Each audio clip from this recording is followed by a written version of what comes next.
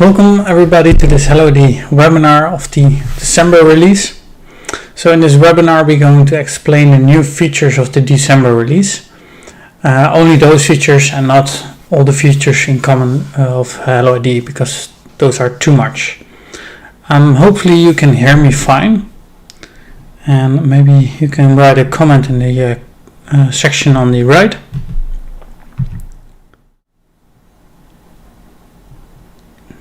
Nobody says. I think you can hear me because nobody's responding, so I think it should be good, else I think you would be responding that. Yes, okay, thanks.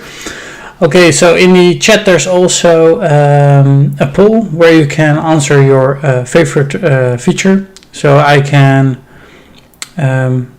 talk more about that feature or start with that feature, so we can spend more time on that feature. So it's really important that you vote on it, so we know, okay, we want to spend more time on that particular feature.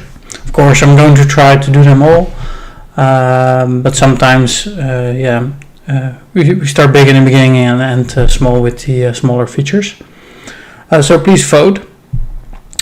Before I go any further, I have to mention something.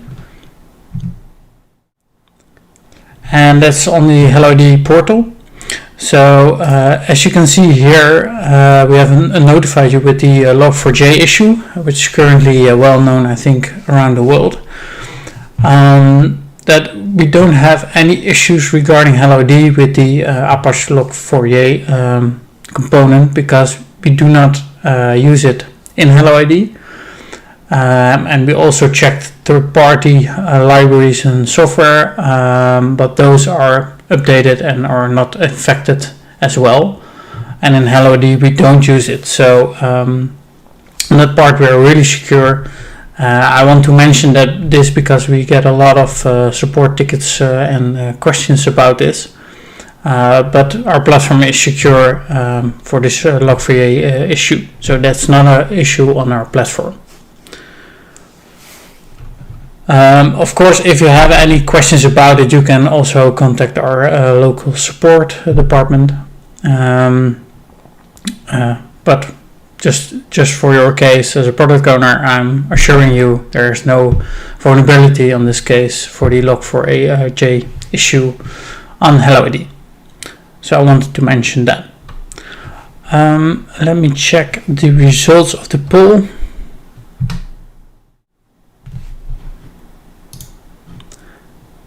Okay, there are 4 votes.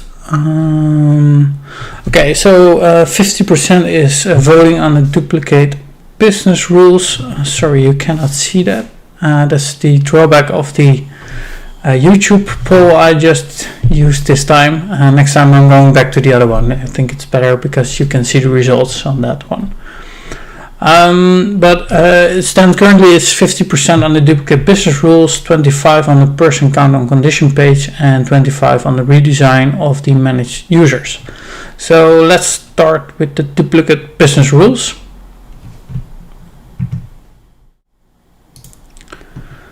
So for the duplicate business rules, we go to provisioning, of course. I'm logged in as an administrator, so I have access to provisioning. I go to the business rules and rules. So it's first part. This screen. So here I have created a rule, department consultancy. Currently it's scoped, so only one person is in this rule. And if I open the rule, I'm going to talk about the new interface that I'm showing currently, but you can see here in a summary, it's based on the department, one of consultancy, and also we add a couple of entitlements, in this case 5 entitlements. So let's close it back, and if I click on this button here, I will copy the rule. And you also see your copy of department consultancy. So here's where the title is. And if I want to change that, I can go to general. Let's say we don't want a department consultancy. Let's say 2, because it's the second one, it's a copy. And now I can change the conditions or the entitlements, whatever I want. So that's really neat because it's really easy to create extra business rules based on the current entitlements or condition set, or title maybe, or even categories if I want to. Also want to mention the new interface. As you see in here, we did a lot of changes in it, besides this new copy feature. And currently well known of this table, and we had the edit and delete button, but now if you press on the edit button, you will go to a different screen, but now all the other screens like the conditions and adding entitlements are in tabs. So previous one, it was a pop-up screen or a different screen where you can press the conditions and you had to change the conditions.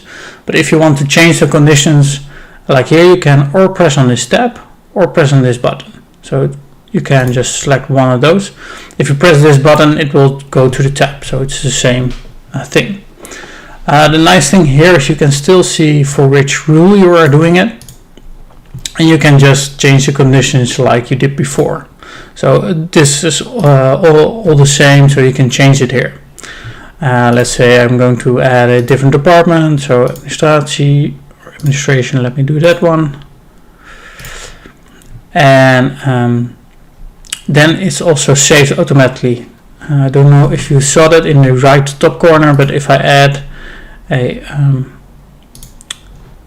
department, you can see it here, save in progress. So it's automatically saved, but it's saved as draft, right? It's not published yet. So it's automatically saved as draft, and you have to publish it to be affected by the business rules engine.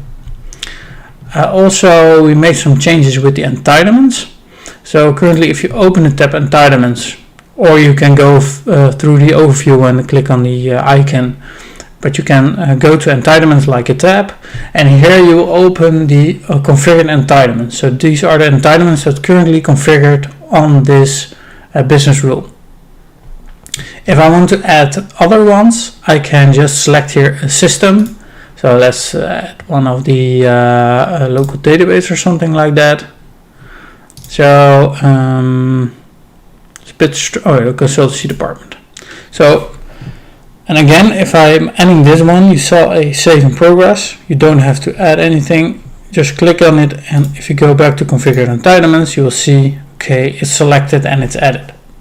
So it's a lot easier to add things of multiple systems just by going through them, selecting more items, and it will be added automatically here. Also, there is a big advantage in the previous version. If we open the screen, the first system always would load. So in this situation, it will be the Azure AD system. And if the getting the permissions was a bit slow, it could take a time before you saw all the entitlements configured for it, and for the system what entitlements were added and things like that. But now, because we only see the configured entitlements when we open it, it's really fast, and you can go directly to the correct system if you want to load those permissions, those entitlements to add. And of course, we have the general tab where we can change the name or add categories. So that's almost the same, but it was in a different view, of course.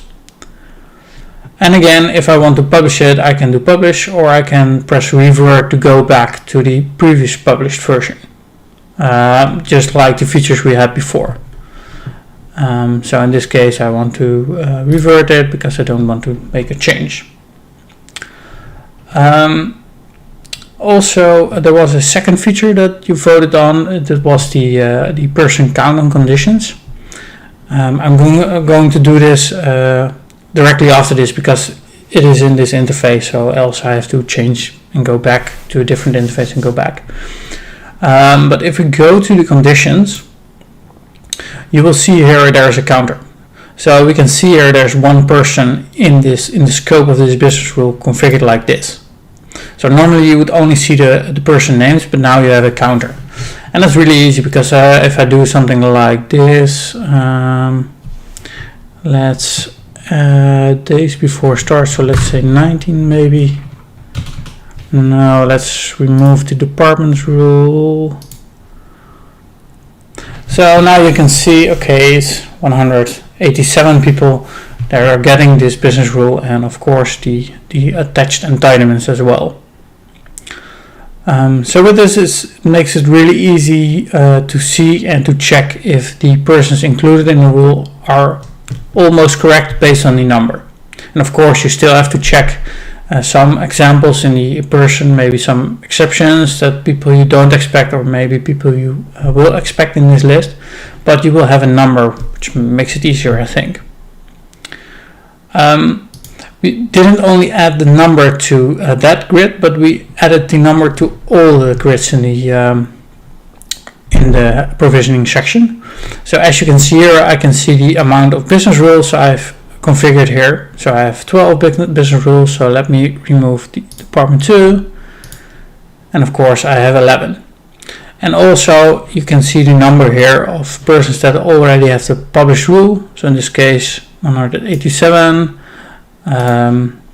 23 and things like that. So you don't only see the persons but also the number. That's not the only thing where you can see it. If I go to evaluations, I will see also here I got 5 actions in evaluation, or in the previous one I got 30. Also if I go to entitlements, and this is a bit of a different situation, is we can only show 500 records for the granted entitlements because it's a lot of data and else it takes up too long to load. So in this case we will notify you that there are more than 500 records, but we cannot show them to you how many there are because it takes too much of the performance, so then it's not snappy. Of course it's always the same as the previous one, because we would, in the previous version we would also show this message. So those are reflected with each other and you will always see this message when you see this plus sign. Of course if you filter, so let's say we have the Caitlin Hicks, if I filter again I will see the number, so 31, because it's below 500. It's the same with the blocked and the running actions. I don't have any, so you see 0. But also the history, and the history we support up to 5,000 records. But here again you can filter, so I can filter on a specific system or something like that, or let me only see the accounts. Let me see the accounts actions for a single system, and here you can see for Azure ID I granted, revoked or update accounts 316 times per persons. So again, if you drop down below the 5,000 you will see the numbers available. So that's throughout the whole section of the of provisioning. With all the grids you will see the number, so it makes it easier to configure everything. Those are the topics. Let's go back to see if there are any questions. No, there are currently no questions. Okay. Then we're going to the redesign of the managed users.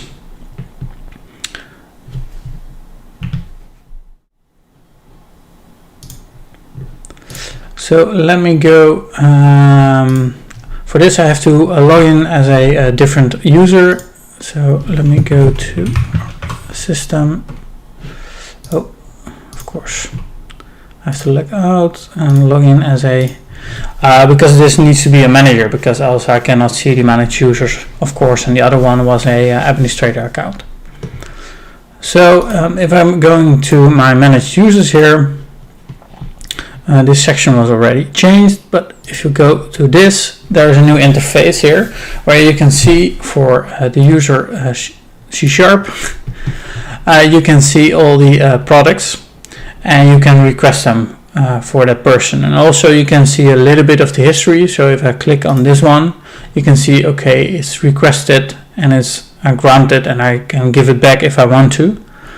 But of course I don't know if I have an example of multiple requests here. No, I don't think so.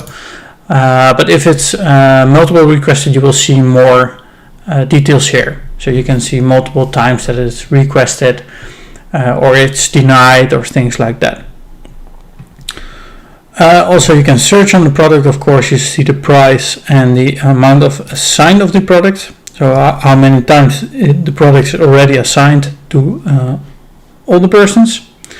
And you can get more information like this. So you can see, okay, is it a multi-request? So can you do it multiple times? And the value, of course, the risk, and if it's configured to resource owners. Also, I can load the approval workflow, so I can see if I want to request a product, what the approval workflow is, and of course I can request the product if it's not limited in this case, because the limitation is exceeded. Oh, sorry, that was not my image, didn't want to do that. And of course I can also request it directly here, say this one, and then I will get the form here. If there's one available, no form, I will get a request where I can put on the comment and request the product. And of course, as the same thing as specification, I can easily skip here to the workflow or see the specifications again without going back to the product screen. So that's really easy to have. With this, we also changed something with the managed products. And if I'm going back to the managed products and open, let's say, Visio, I have now a filter available for filtering the people that has this product assigned. So now I can just filter easily on that, and I can do product assigned or no product assigned, so I can easily filter that. And of course I can still search within it. So if I want to check if Amir Atkinson has this Visio, I can just search for Amir Atkinson, or I can filter before that and search for him and things like that. So it's more easy to see who has the product assigned for this person. And of course you also see the amount of persons that have it through the paging. In short, this is the feature of the redesign plus the filtering of the managed products. Let me check if there are any questions.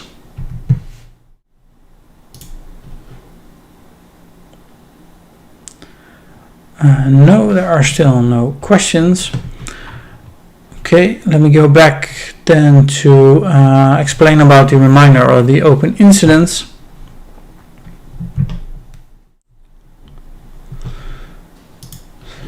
So hopefully by now you know how to configure an incident, but I'm still going to show it. So if I'm going to the admin dashboard, oh, of course I have to log in because I logged out. I can go to settings, I can go to company, and I'll have to tap here incidents. And here I can configure email addresses, like here's mine, which upon I will be notified based on or the tag or just all. So if I don't have any tag selected, I will get all the incidents.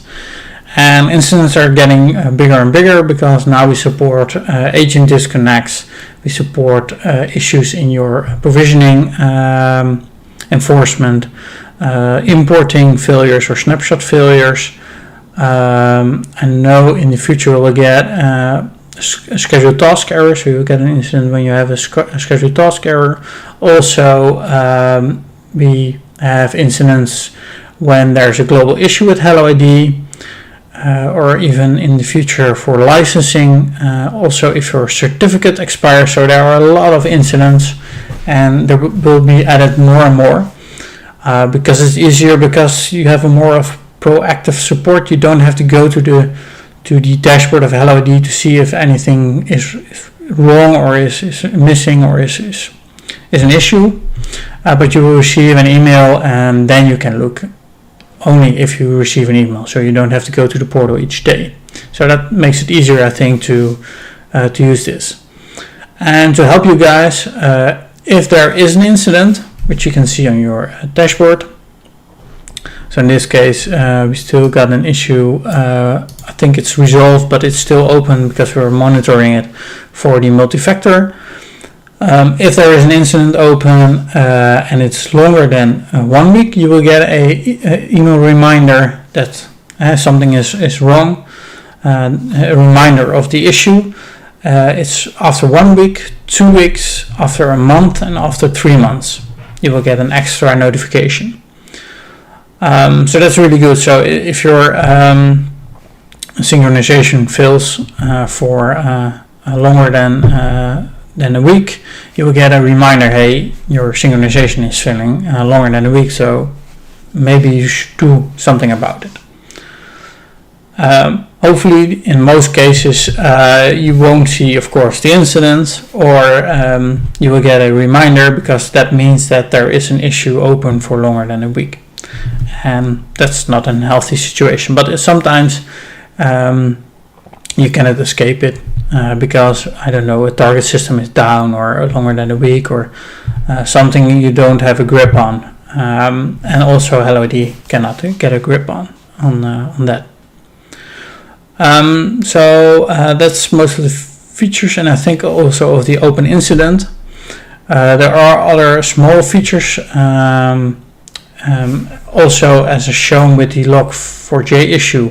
We have the capability as tools forever to send notifications to the admin dashboard. So there was also a notification for the release, so that, where you could see that the release was deployed, and also a link to some release information like the videos, and hopefully also this recording of the webinar and things like that. But if there's something major, we will send it to your admin dashboard so you can see it. So hopefully this helps us sending information to you guys. So that's also a feature which is on the roadmap, but it's not, you can see it as an end user, but we determine what you can see and what we send, of course. And also for provisioning, there's a little change, and that's by the email templates. I'm going to the email templates now. So in the notifications, here you can see a email to the service desk as an example. And if you have the message, and you will see the icon. And in the previous version, you will always see the Tools Forever icon here. Because it was a general icon, but now it's the icon you uploaded into the portal. So it was automatically migrated, so the icon you use here will be automatically used in the email. Of course, with the exception if you already changed it to your logo through an external URL, it still works like it used to. But now you can just easily use the internal icon you uploaded for the portal. And you can upload this under settings, I think appearance, and here you have the company icon. This is the logo that was used in the email. Let me check if there are new questions.